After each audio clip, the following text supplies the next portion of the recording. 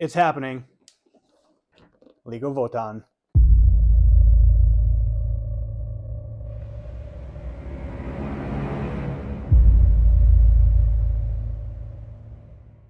So without further ado, let us have a look inside of the League of Votann army set. Now, I know some of you probably tried to pre-order this last Saturday and came up short because the box set went out of stock very quickly. At least it did on the Canadian side. But doesn't mean that we can't have a look inside and try to enjoy what the box set had to offer and sort of whet our appetite for when these kits become widely available individually or in a different army set, or the inevitable combat patrol that's going to be coming out at some point. Now, the first thing we're going to have a look at is the content on the back of the box. So here we have the 3 bikes. Those are Urnkin Pioneer. They're pretty cool kits. I've had a chance to look at them. We'll see the sprues a bit later on, but they were some of my favorite things to assemble, even though they have a little bit of complication. Then you have the 2 HQs, and we have 20 of the warriors, which can be built either as 2 kits of 10 or 1 kit of 20. These guys have a lot of options that we'll be looking at the sprues very quickly, but they're some of the most detailed kits I've had the pleasure of working on. Now, the box also contains some decals, of course, the limited edition Codex, and some tokens and data cards. The tokens are interesting because we haven't seen tokens since the Genesteer Cult army set, well, the Codex actually. And these tokens are for the sort of grudge system that the League of Votann have, which is an interesting little set of rules that sort of permeates everything that they do. So let's have a look inside the box itself. This one didn't come plastic wrapped, so we've got a couple of stickers on the side. And the box itself has a sleeve that we can remove. And then in the sleeve, there's a box which has its own kind of cool artwork. This is all sampled from inside the Codex, but all of it, as you read through the Codex, kind of takes a lot more significance. I love this particular piece because it's reminiscent of what the squats wore, but you've got a lot more modern things here and there that show sort of the variety of what to expect visually from the League of Votann.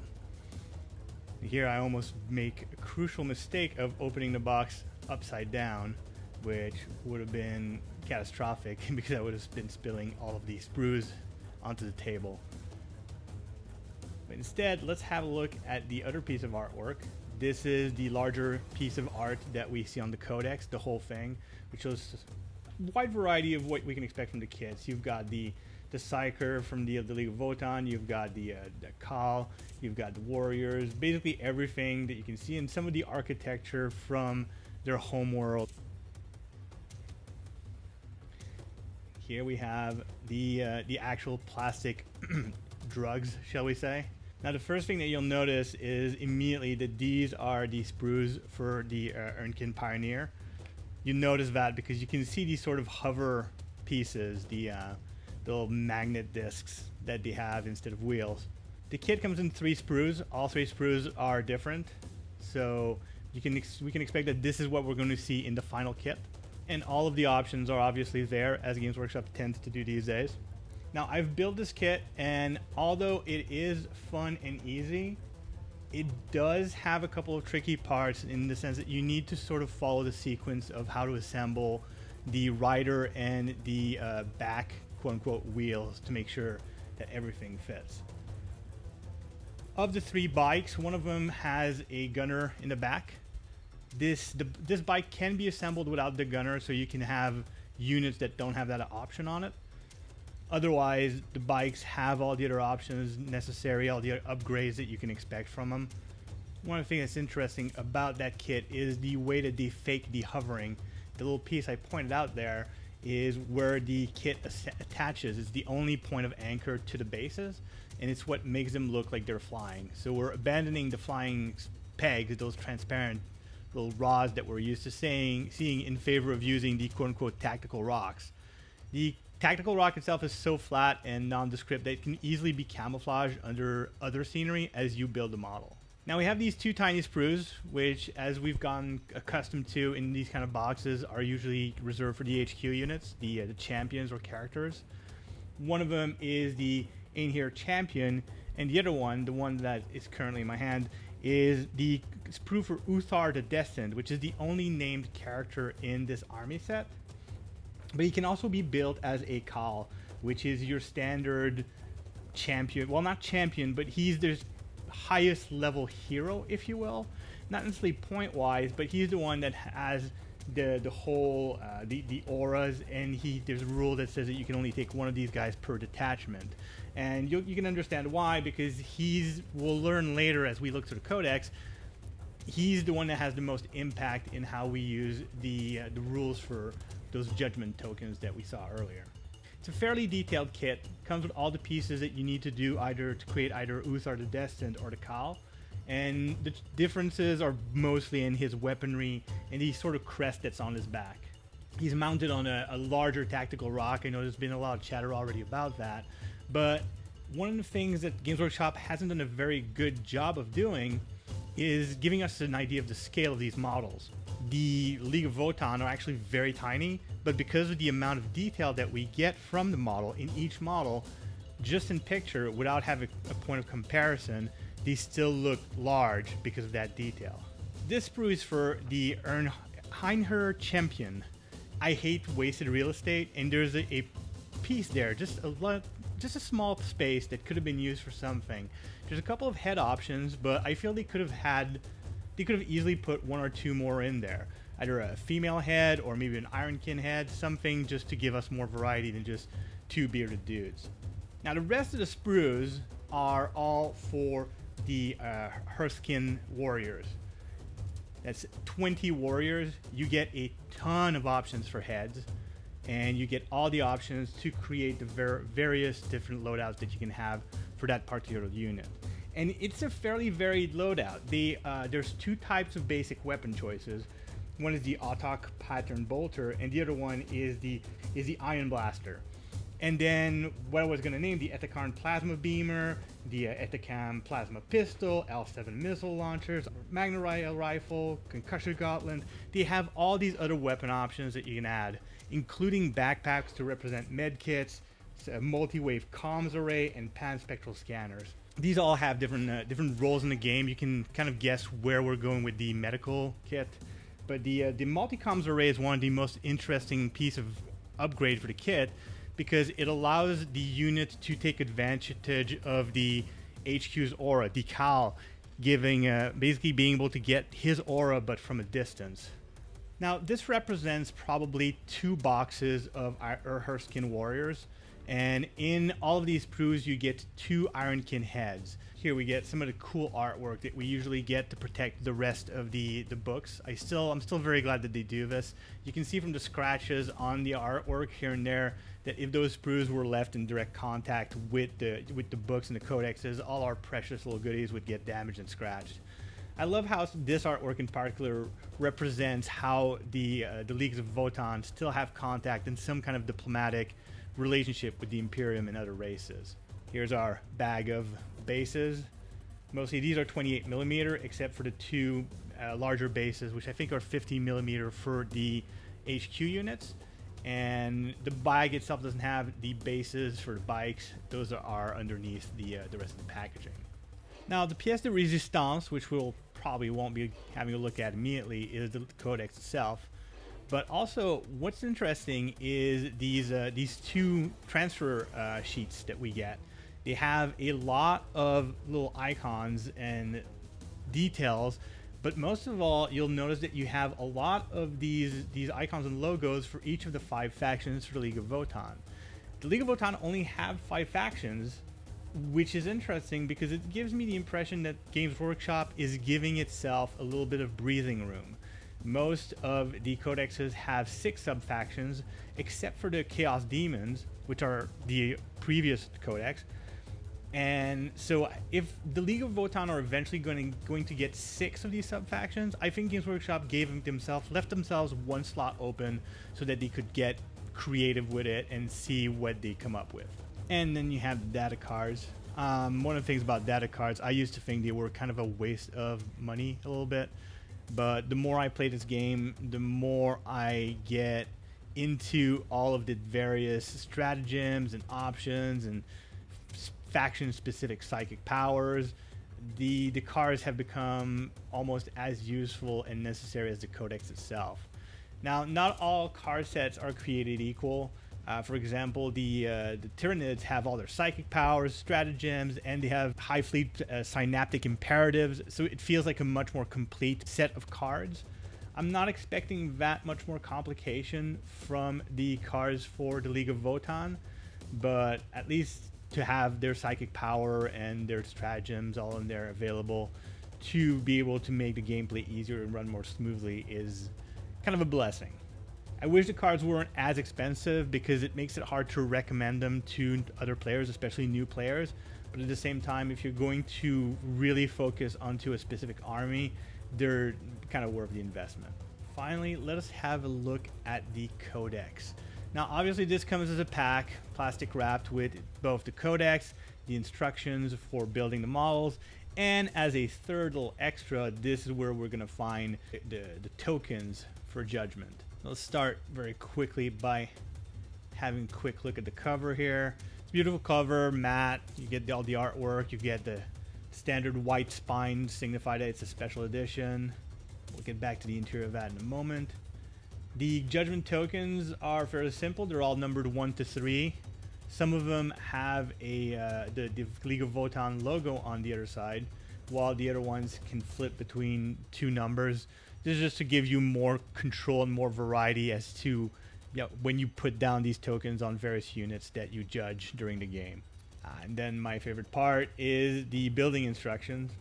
Very much enamored with building instructions because they're all the modeling thing. This is where you can see the various options for different units and models. It's also where you can see the your different options if you're someone who's into converting. Then you have the instruction for the Einherjar champion. It's very powerful. It's got a fairly good gun, but also kind of a menace in close combat. It's the only unit that comes in the army set that I haven't seen on the tabletop yet, because the games that we played were aiming for 500 points, and there was no room left for him. He's a very dynamic model. He's got this whole leaping off of his tactical rock. And then you have the actual Harskin warriors. Each can be built into at least 2 or 3 different ways, usually between the 2 normal weapon sets, but also sometimes with different special weapons. Some have communicators or the different options I mentioned earlier, so you've got different builds that way. They're fairly simple to assemble. They're monopose model, even though they do have separate arms and separate weapons, but that's just to give them more variety as you build them. The Hernkin Pioneer bikes, fairly simple to assemble also. All 3 bikes kind of assemble the same way, except for the back option on one of them, whether or not you put that extra cannon. And then the variety comes in various options, the guns or weapons or position that you give the different riders. I wouldn't say it's an enormous amount of options that you get for the riders, but you get various heads, you get various sidearms that they're holding, and then there's all the doodads that you can add to the bike themselves, like sleeping bags and weapon holsters. The Codex is, as we've come to expect, relatively gorgeous, beautiful images. What's interesting about this Codex compared to others that we've had for the past 2 decades almost, is that for the first time, every single piece of lore is something new. All the images, all the artwork, nothing is recycled, nothing is brought back. It's all new stuff, and it's not a thin codex. They didn't cut any corners. I've read through the entire fluff, and all of it is interesting, even though they had plenty of opportunities to go back and recycle lore about the Demiurge, about the squats, about the way the squats were technically destroyed by the Tyranids. All of that is alluded to, but mostly it's peppered in small quantities amongst all the new lore that they've created for this faction. Each of the different leagues are described. They each have their own personality and different ways of warfare, their different histories. This is where you see where some of them kind of tie into the Tau, some of them tie more into what the squats were, but never in a completely sterile and contained way. It's not like this league are the Demiurge or this league are the squats. It's always much smaller details that allude to it. And the way they explain where the squats have been for all this time is basically that they've been in the galactic core, which is nigh on uninhabitable by other races, except very recently, because of the Secretus Malefactum, the Leagues of Votann have sort of been forced out of hiding and to come back and interact with the greater universe. Now, the section about the modeling is the one that's probably the most exciting if you're someone like me who likes to see what the Games Workshop studio came up with for different models and different color schemes and how they chose different looks for the various factions. It's also where we can see all the pretty photography. You can see the Hecaton land fortress right there. This massive shoebox with wheels. You can also see images of the Berserk, the different options for the mole grenade launcher, and all those neat little tricks that we don't have models available yet, but we'll soon have. It's all looking pretty cool. One of my favorite models is the Sagittor, that little buggy that can transport 5 models and basically gives access to the equivalent of the same thing that the Space Marines can do by splitting units. So here we have a preview of what we can expect the Combat Patrol box set to come with. It's going to have 3 more Hernkin Pioneers, 10 Warriors. You get another Khal, which is an interesting choice because I feel that Khal's being limited to only 1 per detachment. They're giving us a lot of that model. And then you have a unit of 5 Berserk, including the one that's got his little helper there. That helper is basically carrying, it's a Ironkin carrying the plasma axe for the Berserk as he's using the Molecat grenade launcher. Then you have the special rules for various factions. It's unfortunate that I gloss over them so quickly because since I've done this video, I've read the rules for them and they're very interesting. The small games that I've played so far, we've used the URSR special rules, which give +1 toughness to all of the models in the army, and that might not sound like much, but it makes a huge difference when you're going, your basic troop choices are going from toughness 4 to toughness 5. Here we have the psychic discipline for the Leagues of Votann. They have an interesting background as to how they can access the warp to use psychic powers. The Crusade rules are interesting. They're twofold. I kind of gloss over them very quickly, but they have a sort of a grudge system where when a unit gets bloodied by an opposing faction, they can bear a grudge against units from that faction. And they also have a sort of research option for Crusade, which allows them to gather resources that they can then spend to get upgrades throughout the Crusade. It's not the most elaborate Crusade rules that we've seen so far, but because you've got these kind of 2 facets to it, it's a little bit reminiscent of how orcs do their thing. Now, here we have the judgment system. It's not a very complex system at face value. Basically, every time certain actions are taken, you put judgment tokens on enemy units, and those enemy units become more vulnerable, meaning that they get increasingly easy to wound by being wounded on a roll of 6, 5, or 4 to hit. They get automatically wounded depending on how many judgment tokens they have. But judgment tokens also are influenced by stratagems. They're also influenced by the league's specific faction rules. So there's a lot of different ways that this impacts your gameplay. It's a very creative army special rule, and I really appreciate it. Now here you can see the Psyker. The model has 2 different versions. One of them is female, the other one is male, but they're all standing on their own version of their tactical rock. But this one is sort of held up together as a pile that's standing from warp or psychic energy. They also come with little helpers, which are Corvs, I believe their names. Corvs or Cogs. They're little robots that you have guns. They give the Grimnir his own ranged attack, but at the same time can also take the damage in case of getting the perils of the warp. Now the Brokir Iron Master, it's funny because they show you 1 model in the listing, but it's actually a 5 model unit that serves as this HQ. The warriors have a ton of different options, and as I mentioned earlier, they're all available on the sprues. The one thing that's kind of bizarre is I was hoping for a dual kit or for options to allow you to have more close range Hearthkin warriors, but they're both long range, just in slightly different ways. The Xonian Berserkers are completely close combat oriented. They have a couple of options that gives them some survivability, but mostly they're just, I mean, the name says it, like Berserkers. Now the Sagittor, I've described it earlier, they have this rule that allows them to take, in a unit of 2 Sagittor, take 1 unit of 10 infantry, split it into 2, and have these 2 sort of subunits operate independently from there on in. I was kind of hoping that they could be sort of disembarked together and remain a unit of 10. The Brokir Thunderkin are kind of the equivalent of your Devastators. I was hoping because of the way they're modeled, they have these cool kind of piston legs that they would move faster, but they move at exactly the same speed as all the rest of League of Votann infantry, which is 5 inches. There's also a rule that League of Votann infantry does not get to advance normally. You don't roll a die. If you advance with the League of Votann, you basically get a flat 3 inches of movement.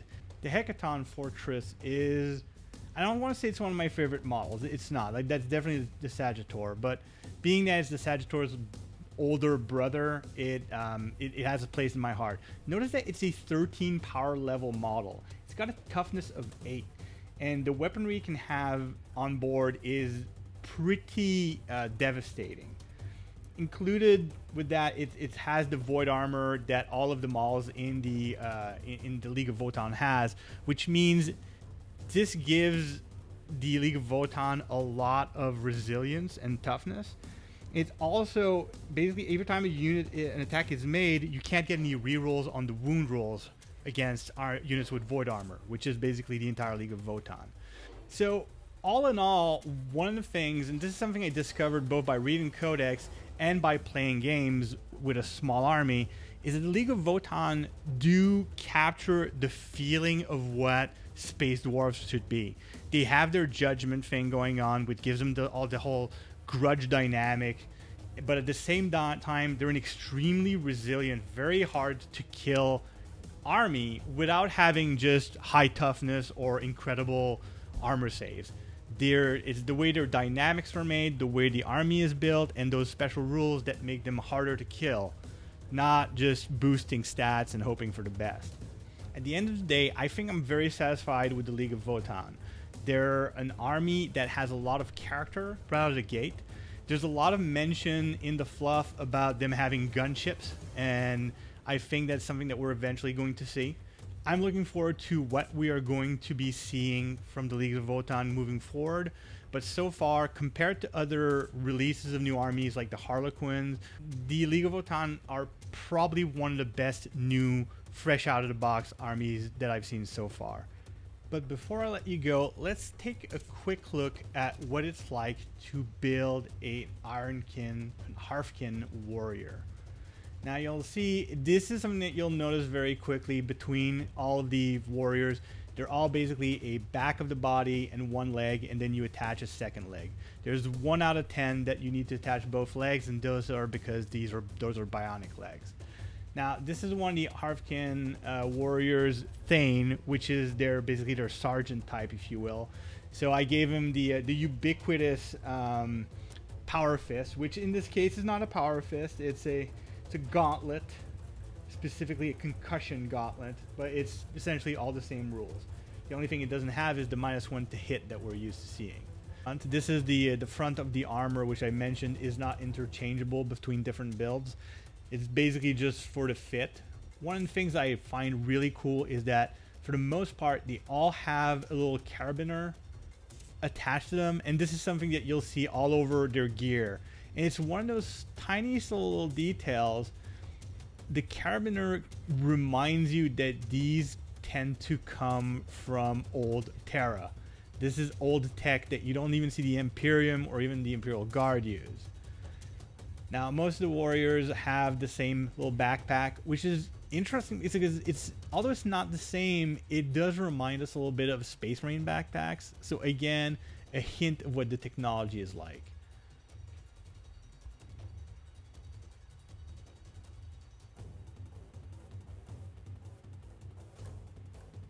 various arms allow you. There's no pegs or anything that forces you to have a particular position. So when it comes to arms that are not both holding a weapon, very much like other models that we're used to, you can position them in any dynamic pose that you want to have. Except for the gauntlet, because it's got that little tube, you're sort of forced to have it in one specific position. But any of the arms that hold knives or other weapons, you can have a bit of more fun with. Now, one recommendation I would give to anyone that's building this and wants to get a more serious or has more time putting together and painting the model is not to do what I'm about to do right now, which is glue in the head. Not that I had too much problem painting the head. There's a lot of room around the collar for you to get a paintbrush in, but that being said, it is still a lot easier to paint the heads and the interior of that collar if you have it separately. And because of everything being hidden, even if you do have to like file or remove mold lines under the head after you've painted it, you're not going to have any problems like hiding that. So there you have it, a Hearthkin Warrior Thane. They look pretty badass. I like their faces. They're all either very serious or very angry, kind of what you would expect or want from your Sarges. But what is a sergeant without his unit? Now, building 10 warriors isn't that long. It's not as quick as I make it look here, but the entire army set took me roughly 8 hours to build.